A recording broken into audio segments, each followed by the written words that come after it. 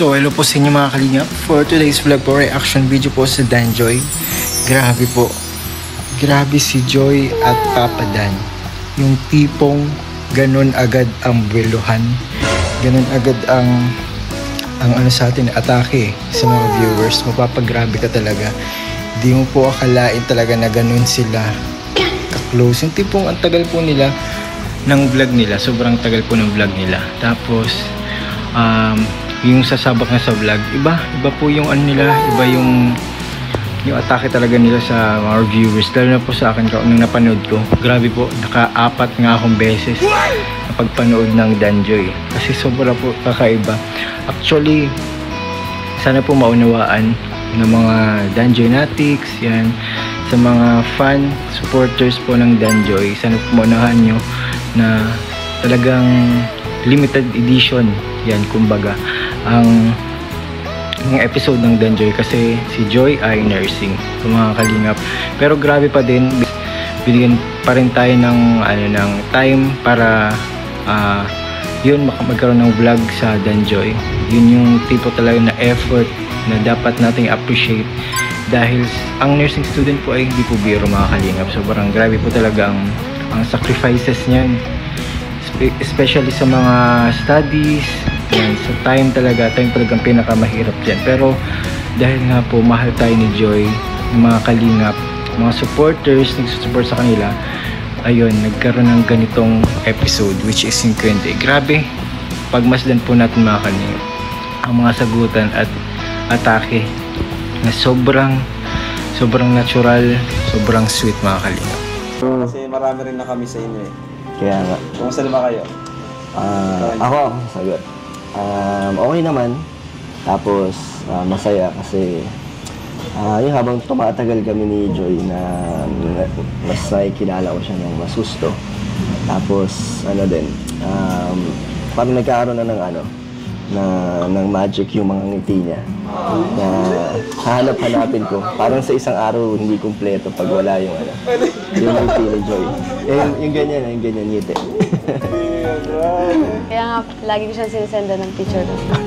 Kasi palagi niya ako namimiss. Grabe! Sa buong buhay ko, hindi ko kayo nananasan.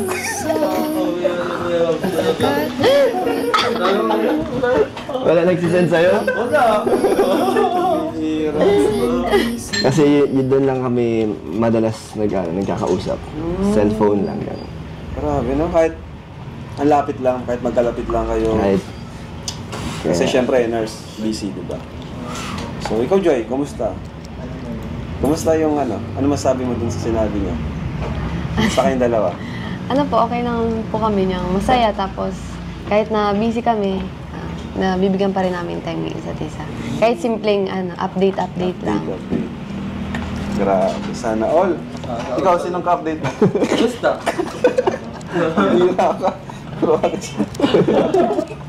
Pero may mga times naman na yan, nag-aaway kayo or may hindi pagkaintindihan. Siguro onting tampuhan lang. Onting tampuhan. Ganun. Kasi, pag gusto ko siyang makita or makausap, may times na madalas hindi pwede kasi nga, nag-aaral siya, nasa school.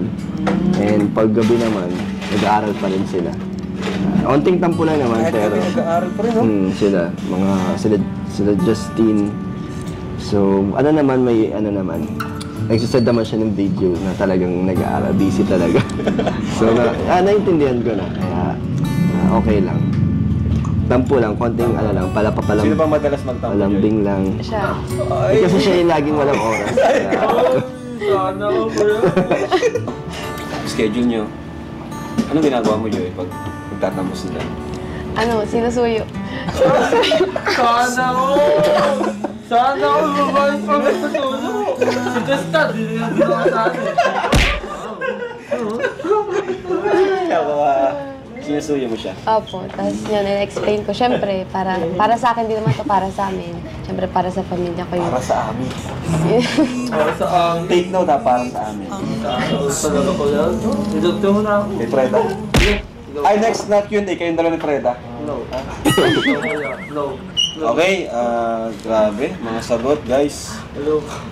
So yun, natanong ko na rin kanina, yun, paano nyo insan, na bibigyan ng time yung isa't isa?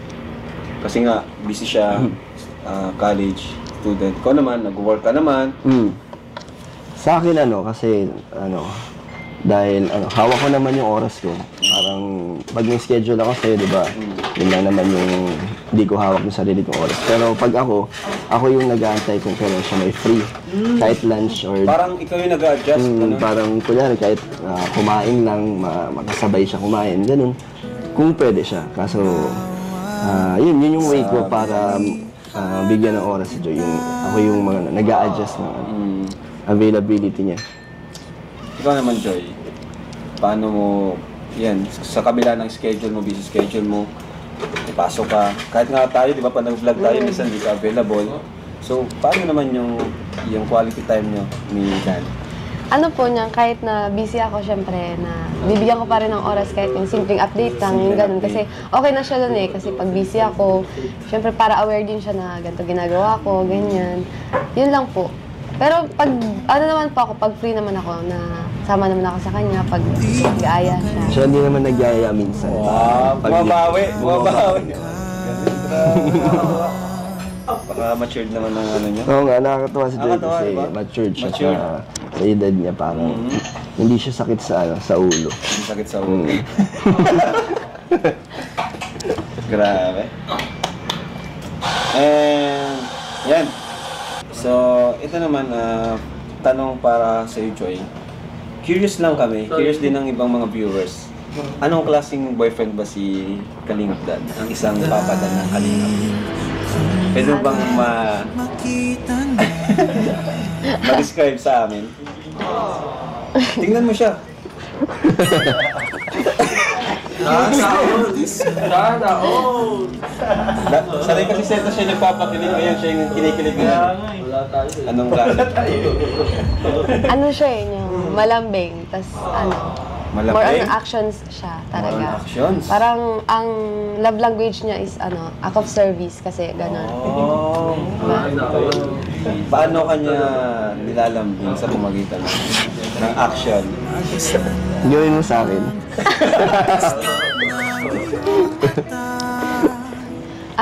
Kahit minsan busy siya, nagdadala siya ng pagkain sa akin. Ganon, para napaka-thoughtful niya. Tapos, ayun, pag mayroong kailangan ako sa bahay, tinutulungan niya ako. Tama, talaga siya. Ano pa? Maliban doon, ano pa siya? Ano yung parang nagulat ka sa ugali niya na ngayon mo lang nalaman? Grabe natin. Parang may sikreto Ano siya, pag may camera o kaya sa maraming tao, parang astig siya, ganyan. Oo, astig talaga Pero yan. pag, kami lang, ganyan, pa-baby siya eh. Uy! Uy, hindi naman. Hindi naman. Lagi ko kasama yun, hindi ko nakikita. Oo nga, di ba? Astig to eh. Pero hindi, lang. Pero hindi naman gano'n. Lang. Lambing lang. Ganun siya maglambing. lang. Pero, Papa-baby. hindi naman. Nilaglag na ako ni Naglag Joy. ka rin, son. Nagbe-baby talk. Ay, hindi naman gano'n. Hindi bagay sa akin. Natigas lang tayo lagi. Ayan, siyempre si Dan naman ang tatanungin ko. And insan, ano bang masasabi mo? Or, anong klaseng ba si Joy? Ang isang diwata ng Kalingap, anong klaseng... Sabi nga ni Nanay Imelda, di ba? Maraming natatakot kay Joy. Oo eh. Kaya wala nagtatangka. Ano ba basyo niya si Nanay Imelda? Walang sumusubok na manligaw kay Joy kasi nga sinusungitan niya. Pero parang mali yung yung nakikita ko yung habang tumatagal. Parang siya, marupok. Tapos, Kabaliktaran pala. madali siyang masuyuin. Hindi niya pinapatagal. Parang gusto niya rin lagi ding okay, masaya. Tsaka ayaw niyang madagdagan yung stress or yung mga iniisip kasi nga busy na siya sa work. So siya na rin yung gumagawa ng way na maging okay. Kaya talagang okay siguro. Baka mature na ni Joy. thoughtful at maalalahanin. Maalalahanin yan si Joy. Yun na lang, nagselos ka na ba? Joy, nagselos ka na ba? Hindi pa naman. Parang ano lang. Ganun lang din, tampo lang din. Pero hindi ako nagselos. Kung maliit na bagay lang naman. Kasi ganun. Ikaw, insan? Sa kanya, wala naman. Kasi, ano naman, tiwala lang na Joy. Meron kayo na? Sa amin habang tumatagal. Tatawin mo ako, Maya ka na. Ano yung pinaka-importanting bagay sa isang relasyon? Para sa inyong dalawa, sa Dan Joy. Ayan. Mga viewers, makinig po kayo. Sagot po nila ito. Ano po, tiwala. Kasi kahit maraming mga issues sa paligid, kami ni Joy is tiwala lang sa isa't isa. Tiwala. Na hindi kami inaapektuhan kahit saan. So yun yung gusto namin din ng mga supporters ng Dan Joy na hanggat nakikita nilang okay at masaya kami ni Joy. Yun lang. Napaka-ano niya eh. Napaka-chill lang. Chill lang, low-key lang. Low-key. Ikaw, Joy? Yun din po, yung tiwala tas respect para sa akin. Respect. Diba? Tapos, yung na maging partner ka lang sa partner mo, hindi mo siya gagawin possession kasi kung ikukulong mo siya sa relationship, syempre, hayaan mo siyang lumipad or gawin yung mga gusto niya, di ba? Ganun po. Parang yun yung... Support ka lang. Support lang. Hindi mo siya hadlangan sa ano. Bilang partner, support lang ako. Ganun. Napaka-matured naman ni Joy. Parang ibang Joy yung kausap natin ngayon. Parang habang tumatagal Joy sa Kalinga, parang mas nagiging matured ka. Bakit kaya? Kasi po parang namulat ako sa sa ganitong sa social media, parang maraming nangyayari. Tapos parang iisipin mo na lang yung yung mga parang to. Parang hindi ka na masyadong affected. Ganun po. Oo nga, kagaya niya na isa pa, nakilala ka rin sa pagiging yung hindi ka pumapatol sa mga sasalita sa'yo ng hindi maganda. Bakit hanggang ngayon is talagang di ka pa rin talaga pumapatol sa kanila? Kasi grabe ng iba, mga below the belt na sinasabi nila, alam ko na affected ka din at minsan nga, umiiyak ka pa, di ba? Pero mas pinili mong sarilinin na lang. Bakit hanggang ngayon, ganun ka pa rin? Kasi parang, ngayon nursing na ako kasi parang ang namin, parang holistic approach kasi titingnan mo yung tao holistically kung bakit siya nagsasabi ng ganito, bakit sila gumaganon sa akin. Siyempre, isipin ko, may nagawa rin ba ako mali or may mali sa kanila or sa akin, ganon. Ganun po yung parang thinking ko kasi siyempre, hindi rin naman natin masasabi mali mo, may pinagdadaanan din yung tao or ako, gano'n. Nintindi mo pa tayo. Yung nagsabi sa gano'n. Ikaw naman insan, pag may nagbabasa ka negative about kay Joy, paano mo yung hinahandle? Hindi ko na lang pinapatulan kasi alam ko hindi naman totoo. So, kilala ko naman si Joy at di naman nila kilala talaga si Joy at yung mga sinasabi nila is di naman din totoo. Lahat sila nakabase lang sa social media kung ano na yung mga nakikita nila. Hindi ba talaga mema lang o gumagawa lang ng storya? So yun yung mga kalingap, grabe, napaka-matured ni Joy, mga kalingap, yung tipong talagang nakakapag-adjust siya sa mga situation na sobrang hirap lagyan ng oras. Actually, ramdam ko yung pagiging hirap talaga sa oras yung kay Joy kasi dumaan din naman ako sa ganung part ng aking buhay. Yung tipo talagang limited lang yung oras. Kung magkakaroon ka naman ng free time, i-review mo pa kasi kinabukasan may recitation o kaya may exam, quiz na biglaan. Ganun po mga kalingap ang journey ng isang nursing student. So yun nga, believe na ako kay Joy kasi may ganyan pa siyang oras para sa kalingap, which is napaka highly appreciate. Nakaka-appreciate po talaga yun, yung ginagawa po talaga ni Joy kasi mahirap po yun gawin, guys. Yung tipong gano'n na yung schedule mo pero nabibigyan mo pa rin ng oras yung mga bagay na yan, yung taong nagmamahal sa'yo, tulad ni Papa Dan, Kalingap, di ba? So, grabe po yung samahan po nila. And kay Papa Dan, intindihan ko din naman siya, yung tipong sa oras kasi, di ba, kapag magjowa, kailangan mo ng quality time, intimate time. Yun, pero grabe si Papa Dan in terms of pag-serve or act of service nga. Yung tipong bibigyan niya ng mga reward si Joy na mga appreciation ba yung binibigyan niya kay Joy para malaman niya at maisip niya na mahalaga siya kay Papa Dan. Yung tipong kahit ganitong busy ang araw mo, ang week mo, parang pinare-remind lang ni Papa Dan, nandiyan lang siya para sa kanya, which is very nakakataba po yun ng puso. Kasi kapag puro aral ka lang po, talagang mahirap, guys. Promise. Lalo na kapag wala kang mga supporting system, yun, sobrang hirap yun, walang nagmamahal sa'yo, pero yun po, grabe. And grabe din po yung mga nalalaman po ni Joy in terms of pag-aaral sa nursing. Grabe, nagamit yung holistic approach, mga kalingap. Grabe yun. Alam na niya yun, first year pa lang. Pero yun, ang holistic approach kasi is very selfless, mga kalingap.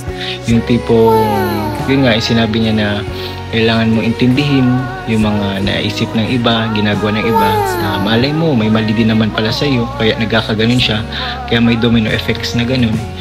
Pero grabe, ang holistic approach, guys, is very essential sa nursing talaga, kasi yun talaga yung pinaka-heart talaga ng isang nurse, guys. Pagiging selfless, yung tipong you're putting yourself to the other shoes, guys. Ganun po explanation po talaga yan. Talagang bibigyan mo talaga yung talagang intindihin mo talaga yung pasyente mo, yung client mo. Pero grabe, guys, sa mga sagutan, tanungan na tinatanong sa kanila, yung mga sagot nila is very precise. Absolutely grabe po ang impact, guys, sa mga viewers. Gaganahan na naman vitamins ng Danjoy supporters. Grabe po. Kung ako po sa inyo, guys, maraming salamat po. Ako na magsasabi sa inyo po, salamat po sa inyong paghihintay. Patiently waiting po kayo. Grabe. Alam niyo po yung sitwasyon po ng dalawa, na kahit sa kabila ng pagkabisihan ay nakukuha niyo pa rin pong intindihin yung mga sitwasyon, which is grabe po. Na-appreciate po yan nila Joy, kasi si Joy po ay nursing student. Sana po maintindihan po ng iba na ang nursing student ay grabe po talaga yan.